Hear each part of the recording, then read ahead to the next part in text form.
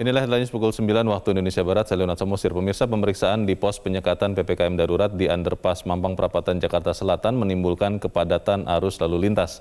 Petugas memeriksa surat tugas yang dibawa pengendara karena sektor esensial hanya diperbolehkan melintas hingga pukul 10 waktu Indonesia Barat. Untuk mengetahui informasi selengkapnya kita bergabung bersama Febrian Ahmad langsung dari pos penyekatan PPKM darurat Underpass Mampang Perapatan Jakarta Selatan. Febrian, apakah kepadatan arus lalu lintas masih terjadi saat ini? Leo, benar, dikarenakan adanya pemeriksaan dari STRP dan juga surat tugas perusahaan esensial dan juga kritikal di Underpass Mampang. Kami memantau sejak tadi puncaknya pukul 7 sampai dengan sekarang masih terjadi kepadatan, di mana pengendara ini adalah kendaraan bermotor roda 2 ataupun roda 4 yang akan menuju ke arah Kuningan, Jakarta Selatan. Tempat tersebut merupakan salah satu pusat perkantoran yang ada di Jakarta Selatan, sehingga petugas memeriksa satu persatu dan juga terjadi antrian dari pemeriksaan kendaraan.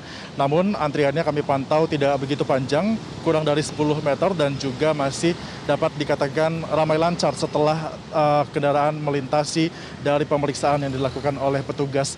Adapun perlu diketahui juga bahwa untuk pemeriksaan dari STRP dan juga diperbolehkannya sektor esensial dan juga kritikal melintasi Underpass Mampang ini hanyalah selama kurun waktu pukul 6 sampai dengan pukul 10 waktu Indonesia bagian Barat saja. Sementara setelahnya atau pada pukul 10 pagi sampai dengan pukul 22 malam hari hanya diperbolehkan bagi tenaga kesehatan, kemudian juga dalam keadaan gawat darurat ataupun bagi mobil yang membawa logistik terkait dengan alat-alat kesehatan seperti oksigen saja yang diperbolehkan untuk melintasi di Underpass Mampang. Kami juga melihat bahwa sampai dengan saat ini petugas gabungan yang datang ini jumlahnya sekitar 20 orang yang terdiri dari TNI, Polri dan juga beberapa di antaranya ada dari Dinas Perhubungan yang mengambil langkah untuk dapat memeriksa satu persatu dari tiap kendaraan yang melintas.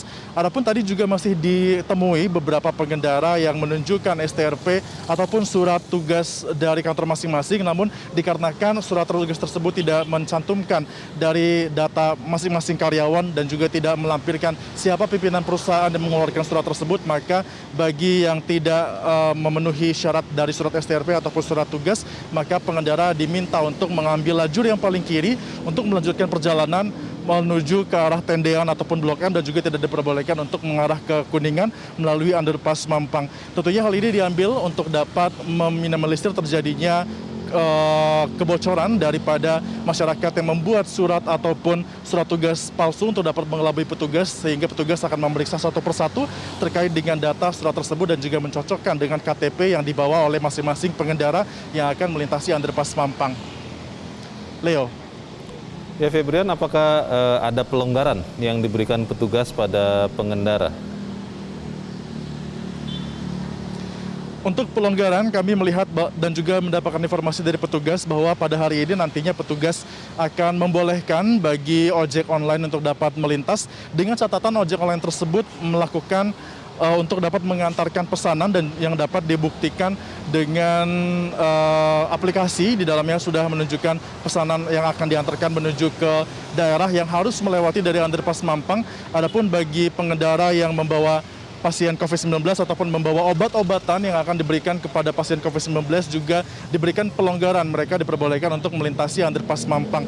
Sementara itu untuk pengendara lain yang meskipun mereka mengaku berasal dari sektor esensial ataupun non-esensial, nanti setelah pukul 10 pagi waktu Indonesia bagian Barat mereka tetap tidak diperbolehkan untuk dapat melintasi Underpass Mampang dengan asumsi bahwa jam kerja untuk berangkat menuju ke perkantoran yang ada di daerah Jakarta Selatan terjadi pada pukul 6 sampai dengan pukul 10 pagi saja, sehingga setelahnya untuk Underpass Mampang hanya diperbolehkan bagi tenaga kesehatan ataupun kritikal, dan juga pelonggaran yang tadi sudah kami sebutkan, yakni beberapa di antaranya adalah ojek online ataupun pengendara yang membawa pasien COVID-19 dan juga membawa obat-obatan yang akan diberikan kepada pasien dan harus melewati Underpass Mampang di Jakarta Selatan.